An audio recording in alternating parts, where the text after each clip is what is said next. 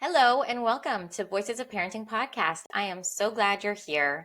My hope is that you will find something to relate to and something that you can take with you as you continue on your own exquisite and beautiful, powerful and purposeful journey as the person that you are in this world. My name is Mussi Diskin. I am an advanced nurtured heart approach trainer. I am a parenting coach. I am also an inner wealth coach, which means that I help people rediscover and connect to the people that they truly were all along, but may have gotten forgotten along the way. So to find out more about me and what I offer, you can check out mussydiskin.com, contact me through there, respond to this podcast, find me on social media. I would love to connect and I would love to hear your feedback. To sponsor a Voices of Parenting podcast episode, please reach out to energizinghearts@gmail.com. Thank you for being here, and I hope you enjoyed today's episode. Hello, everybody, and welcome. Today, I have Marcie Towle here with us. Go back a bunch of episodes because I have 2 episodes, I believe, with Marcie telling us her incredible story and experience with her older children, her teenage children, and then young adult children. And today, we're here to just discuss some fun, nurtured heart topics together. Thank you for giving me your time again, Marcie. And if I may ask you to just introduce yourself, tell us who you are, what you do, and then we'll get into it. Thank you, Mussi. It's so fun to be here and to see you again. I'm Marcie Towle, and parents of challenging teenagers and adults hire me to help them let go of control and gain influence by building relationship. And the primary vehicle that I use for that is Nurtured Heart Approach, and I'm an advanced trainer. Very cool. So I like the way you put that.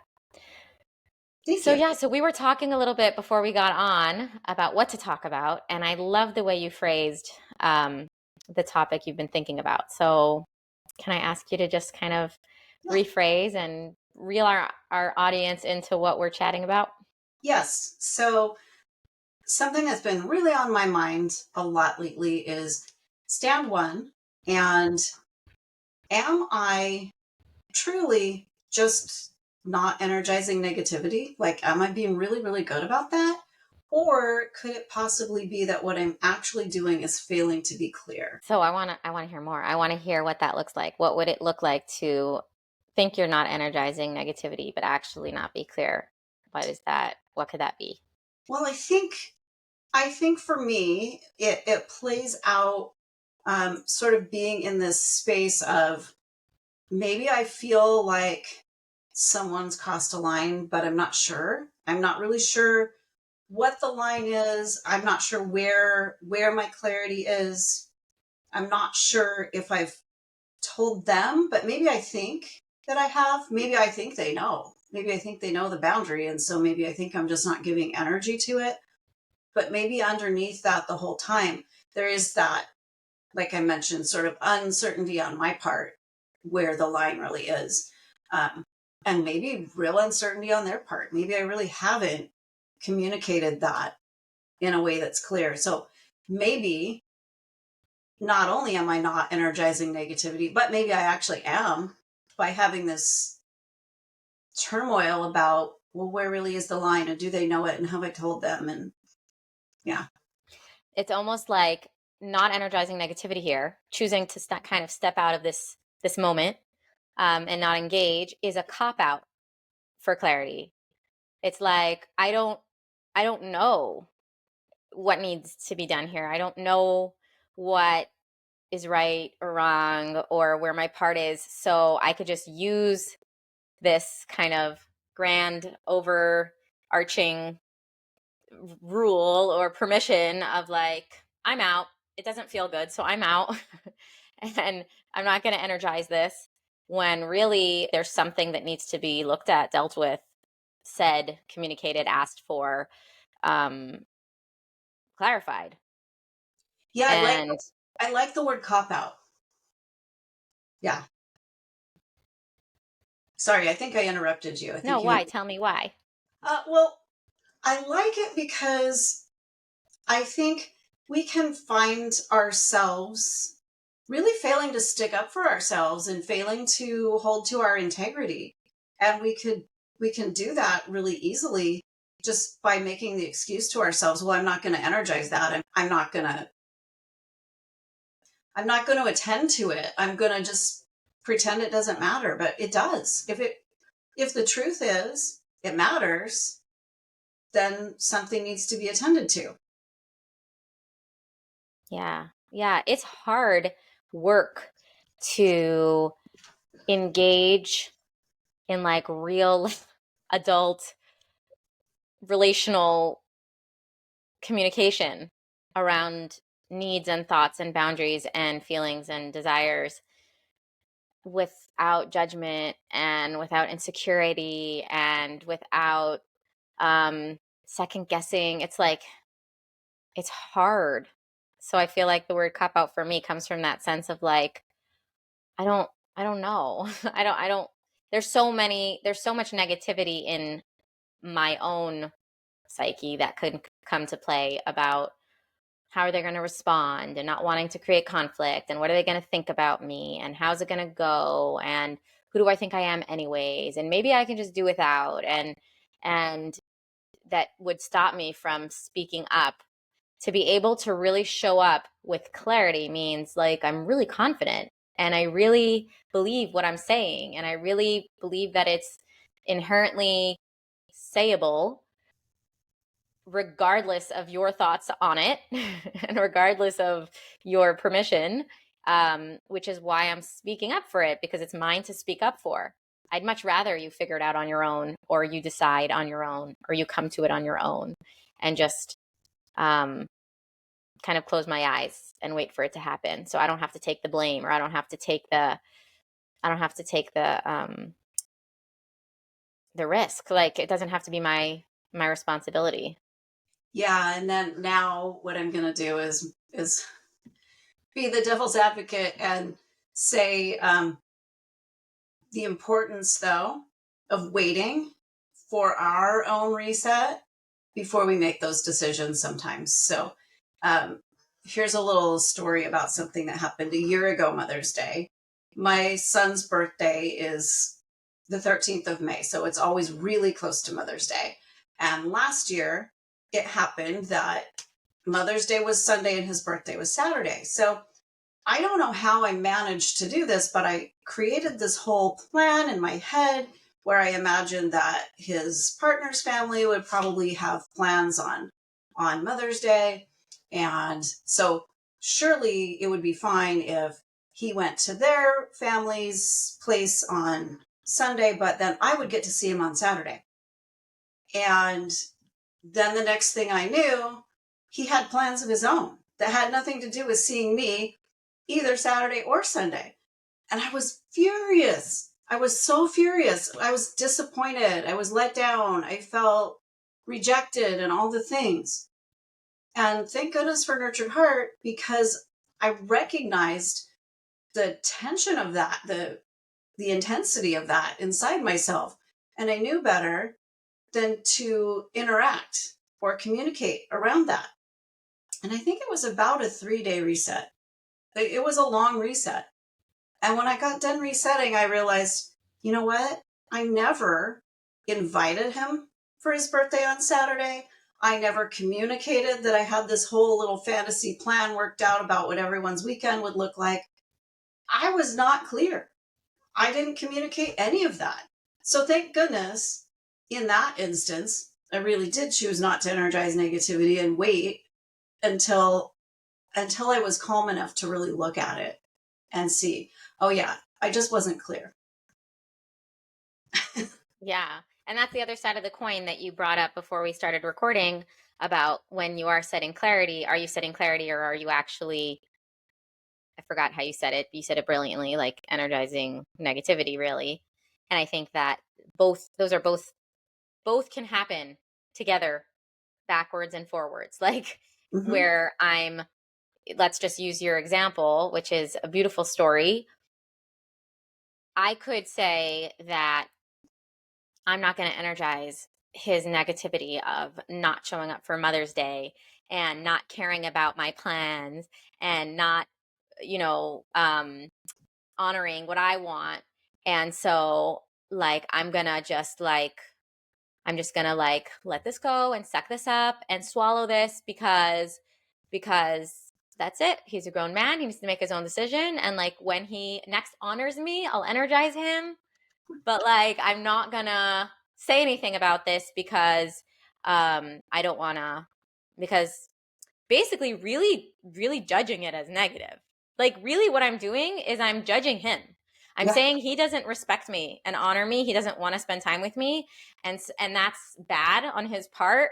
And so because he's so bad, I don't want to energize his badness. So I'm going to like basically turn away from it and not say anything. It's going to eat me up. It's going to be between me and him. Next time I see him, it's going to be right here.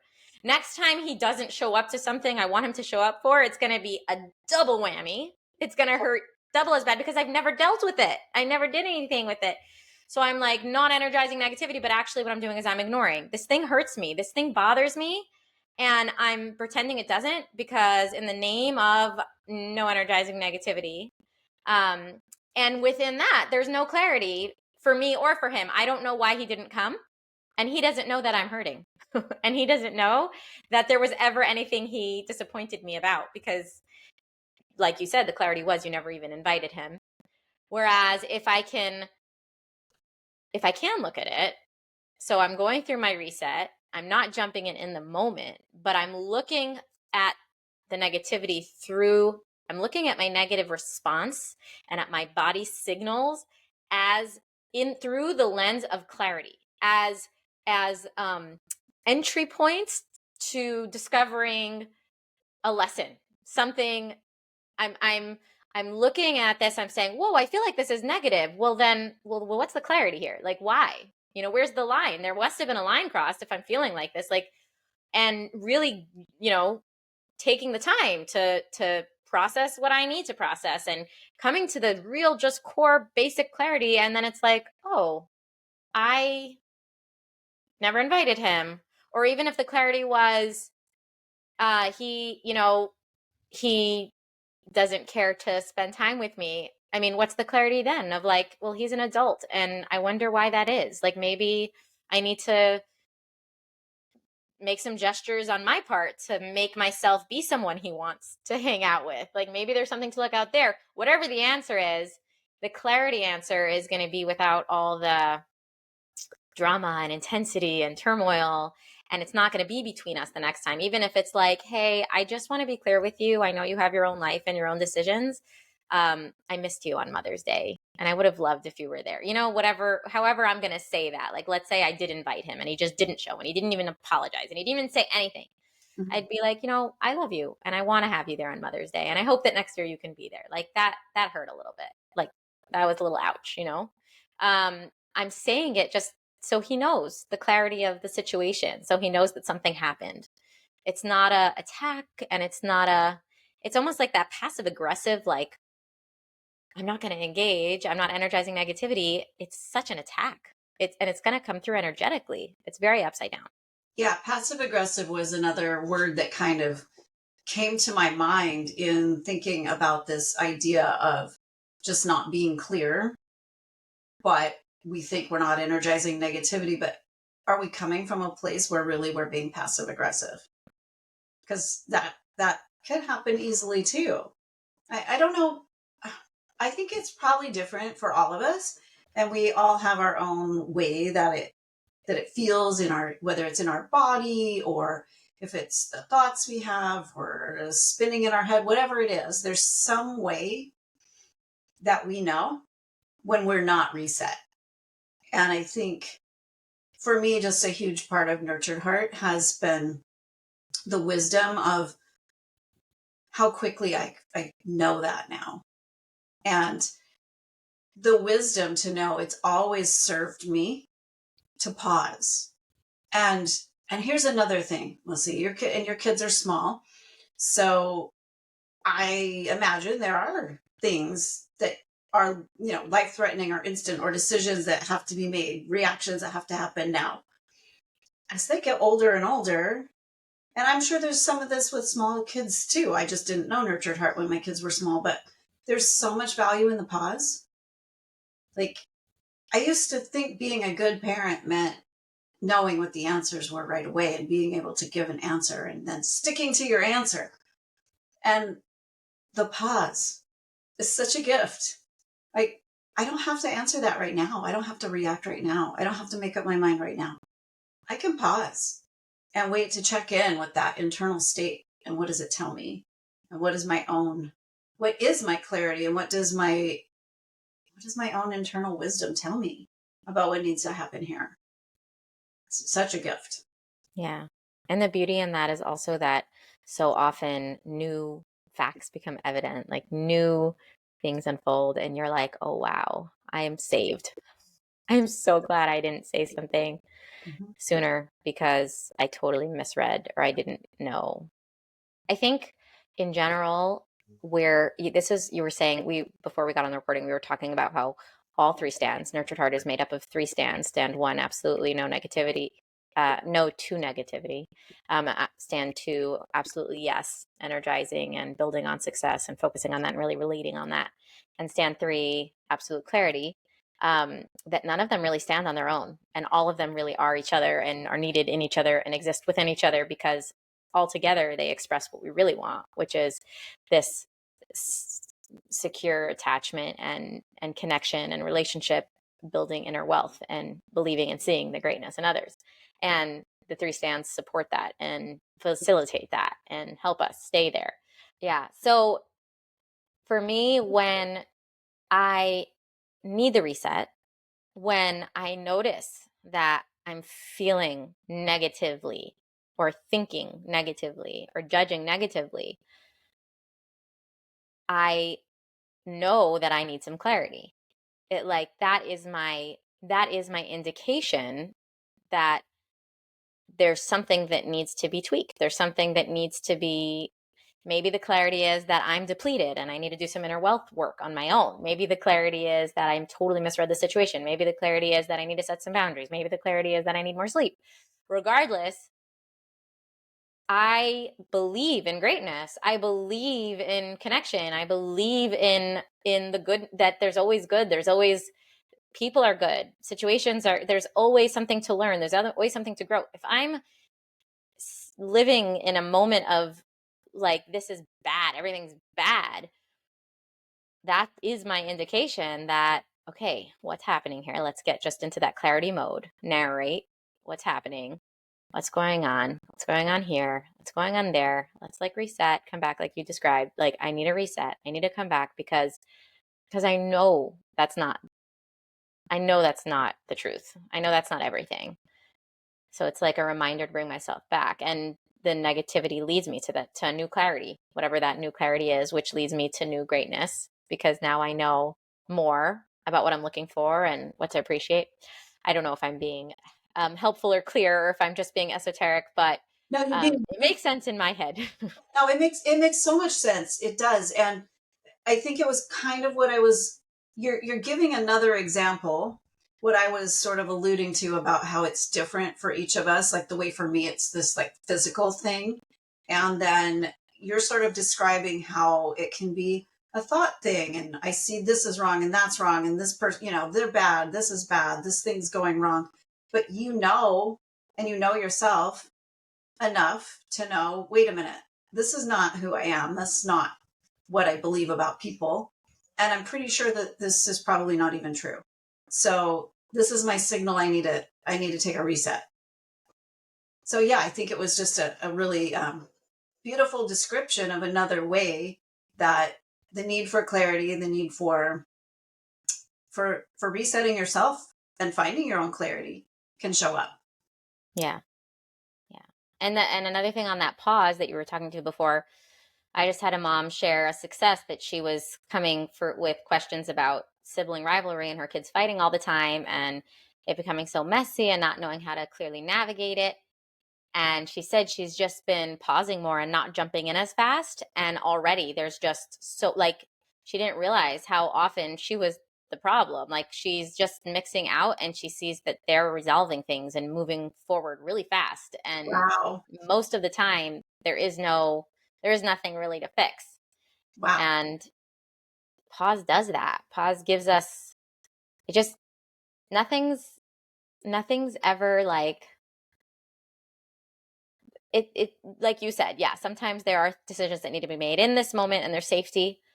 But like really, like even that, if I didn't make the decision right away and someone did get hurt and I froze or I made a bad choice, life moves on. There's always another now. There's always another opportunity. I don't need to know until I know. I don't need to decide until I'm ready. I don't need to I can decide. It's also a choice to decide not to choose. I can just be here and let it unfold. That pressure of like needing to know and have all the answers and do it all right and be the boss and know exactly what's needed. I can lay that down and slow down and let myself be led, and it will reveal itself like clarity and wisdom and intuition and what's next. And everyone's so much more capable than I think they are when I feel like I need to be the one making things happen. Things get done. I see with my kids. Oh my What gosh. That right there was just like a little mini master class. Everyone is, can you say that again? How did you say that? I don't know if I can. Everyone's so much more capable than I think they are when I think I'm responsible to make everything happen. I think Yeah, that's what I said. that's a master class. I see with my kids when I'm, especially my older two, especially my oldest, when I am like totally need a reset and I'm like nervous and stressed out and spiraling that I'm spiraling and I'm just like so messy. And he just like, okay, mom. Like he goes, he does the things, he gets lunches ready, he takes care of the little kids. He just like everything gets done, everything's fine. I could have just relaxed in the first place. it's it's all fine. I had a friend who was struggling with mental health at the same time that I was also going through a really dark period. We both kind of had parallel journeys, like different but similar, and we knew each other's stories at the same time. So it was a meaningful relationship. Anyway, we were reflecting at one point about how our kids were very little at the time. Both of our kids were very little. Our kids are similar in ages. And we were reflecting on our kids' independence. We were both kind of more a little bit in the light and a little bit better, off than we had been. And we were watching our kids be so independent and like, I don't know what the word is, but just able to take care of themselves in ways that we didn't really see other kids. Like other kids were still like tagging at their parents and pulling at their parents' sleeves. And we're like, we never would have wished this on our kids or planned this out, but look what we've given our kids. Like they had to figure it out because we weren't available.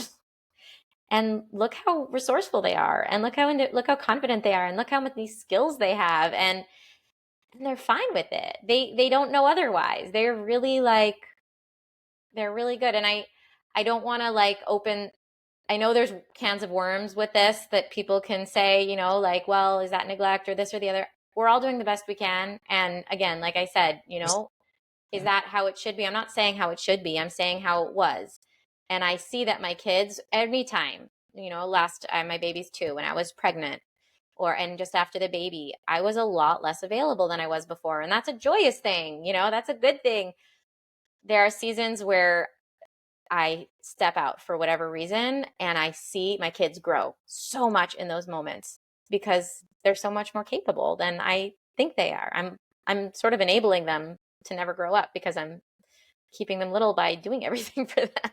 Well, and how not great would it be if your focus after that period of darkness had been to beat yourself up and say mean things to yourself about not being as available to your children as maybe you ideally would want to be? Because I love what you said there. It's not about how the perfect way of what we would want it to be. It's the truth of how it was.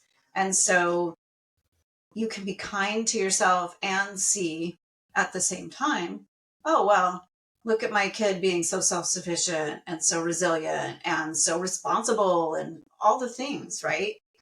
Yeah. Independent, all of that. Yeah. And those really are incredible qualities. Yeah. And now I get to be thankful that I can be more available and witness Yeah. their incrediblenesses. Yeah. And I just also appreciate that you said we're all doing the best that we can. I believe that 100%. I just think, my heart goes out to all parents. We're all doing the best we can. Yeah. Yeah. We're beautiful people. Okay, Marcie, I want you to have a minute to be able to let everybody know if anybody wants to reach out to you, find out more about you, work with you, what can they expect? Where can they find you? Yeah, Tell us so the gig. it's easy to find me. You can email me, marcie@dragonfirecoaching.com. I am on Facebook and LinkedIn. You can reach out to me there if that's easier for you. And also, I have a free gift for your audience. So that will be in the link in the show notes. And you can always find me by clicking on that. Yay. Okay, guys, check the show notes to find Marcie. And thank you for this wonderful conversation. It went by so fast. I feel like we just started. And see you next time. Yeah. Thank you, Mussi. You're welcome. Hey, wait, don't go yet. Take a minute to find the beautiful quality that you have, that you appreciate about yourself.